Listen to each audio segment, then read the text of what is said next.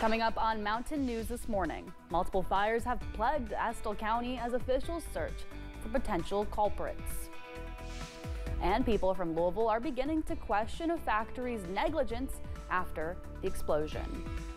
Dedicated to Eastern and Southern Kentucky, this is WYMT Mountain News This Morning. Good morning. My name is Amelia Lee. Happy Thursday. Time is 5:30. Today's date, November 14th. It's also time to check in with our friend, meteorologist Megan Dusmall, for your forecast this morning. Megan, the big thought on everyone's mind has to be the rain. I mean, there were puddles this morning. I did not have the proper footwear, and I think we should prepare everyone for the light amount of rain we're getting at the moment. Exactly. You definitely need to make sure you're prepared this morning. Maybe some rubber boots, maybe a rain jacket, maybe an umbrella. It's going to be raining. That's something that you need to know, and it will stay rainy for most of the day. But let's take a look at the current temperatures this morning. As you can see, it's a little bit warmer to our west with temperatures in the low 50s. And as you're traveling more towards the east, that's when you're going to see those cooler temperatures in the low 40s. So that will be the trend for this morning. But the other thing is that rain we're talking about. It's moving through our area right now. Here's satellite and radar. You can see the clouds.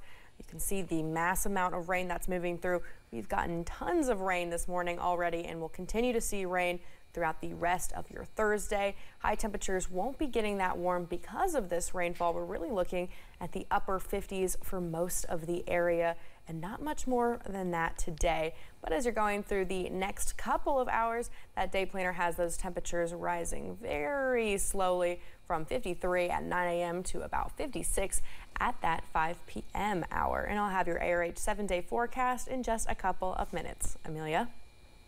All right, Megan, thank you. A Clay County woman has been indicted for murder in the death of her 3-year-old daughter. A grand jury returned an indictment of 1 count of murder against Brianna Burkhart. Through their investigation, state police identified Burkhart as a suspect in the child abuse case. The child died at UK Children's Hospital following injuries that she sustained. Burkhart was previously indicted on 3 counts of assault back in June. Folks are starting to worry after a number of fires in an eastern Kentucky county. One of the fires at a vacant house caught another home on fire as a woman slept inside. Now investigators have many questions. WYMT's Phil Pendleton has the story on what's behind these fires. Early Sunday morning was a busy one for Estill County firefighters. We're on scene approximately 35 to 40 minutes. We received another call that was on fire, possibly 2, and the address was about a half mile down from the road where we was at. That call came as the crews were battling a vacant mobile home fire. And when they went to the second empty home, they discovered it had set a 3rd home on fire with a woman inside. The lady that was lived there, she got woken up by a dog barking, which saved her life and got her out. Then on Tuesday, firefighters were called back to that same area for another vacant home that was burning. Arson is possible in all of them. It's leaning that way. There's no other reason that, there should be an ignition source or anything in a vacant home, with no electric, no power, no nothing. People who live in this area of Winston Road 521353 are asked to look at their surveillance video, especially late Saturday night or maybe early Sunday morning. They say any clue could be huge in helping them get to the bottom of what happened here. Firefighters are tired and people who live in the area are on edge. Local law enforcement, they're doing extra patrols, and I know in that area and stuff, and anytime you hear something, it makes you nervous of what's going to happen, next. They hope the next thing is the discovery of who's responsible and for the fires to stop. In Estill County, Phil Pendleton, WYMT Mountain News. Kentucky State Police say they arrested an assistant coach at Estill County High School. Investigators say 22-year-old Samuel Beeler had inappropriate relationships with 2 students. He's charged with 2 counts of rape and procuring or promoting the use of a minor by electronic means. He's being held in the Three Forks Regional Jail. The Estill County Board of Education released a statement on Wednesday saying the district made sure the employee would not have further contact with the students, and they can now proceed with termination of employment. 2 people are dead after a major explosion rocked part of Louisville on Tuesday. The explosion happened in the Clifton neighborhood. At least 11 other people were hurt by the explosion. 1 person died at the hospital. Another was found in the rubble later Tuesday night. As daylight revealed the damage, nearby homes were found with roofs torn off and glass shattered across cars and storefronts. Folks say there are too many incidences at this factory. There have always been scents of ammonia, and there's always been noise, but we accepted that. We moved into an urban neighborhood and they were a pre-existing business. However, having it explode for the second time in 20 years, that's not something that we're really interested in accommodating anymore. Local Councilman Andrew Owens says the neighborhood is angry and fearful, with some locals demanding the company relocate. Lexington police are continuing to investigate a shooting that damaged multiple vehicles and a building near UK's campus on November 3rd. Now they're asking for the public's help in identifying 3 people who were pictured at the scene. Detective Kristen Klinstrin with Bluegrass Crime Stoppers says while the photos from the area of 500 South Upper Street are not crystal clear, they are hoping that they encourage someone to speak up. In the hecticness of the situation, that any witnesses were able to, I mean, would you stop and be like, oh, the guy shooting looks like, you know what I'm saying? Like, people want to get out of there or get to safety. Not many facts have been discovered so far, which is why authorities are asking folks to speak up. If you have information about the case, you are asked to contact Crime Stoppers at 859-253-2020. A Whitley County man was sentenced to more than 5 years in prison. William Nance pleaded guilty to threatening a federal law enforcement agent. This happened during a recorded video jail call. It's the second sentencing that Nance has received, the prior being 70 months when he made a threat against the lead case agent who was investigating a case against his son.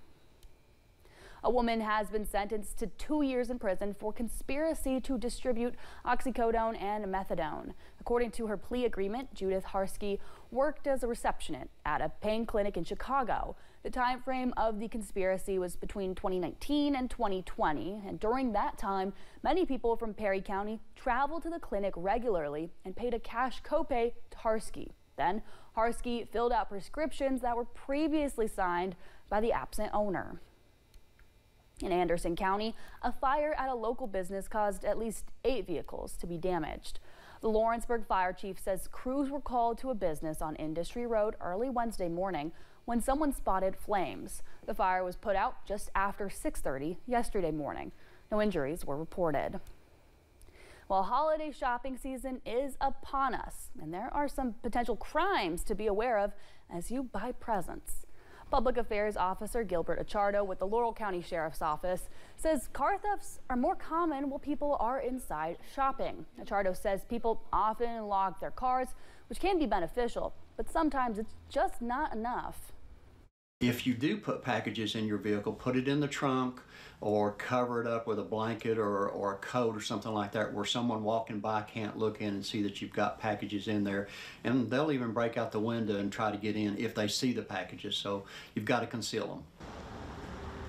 Porch pirating can also be a concern. Achardo recommends being home when a package could arrive and just having a surveillance camera with you and a sign showing that you're watching. And here are some more tips when you're shopping during this time of the year. Shop during daylight hours whenever it's possible. If you have to go outside at night, make sure to do so with a friend or even a family member. Also, just avoid carrying large amounts of cash. It's important to be careful when carrying a wallet or a purse.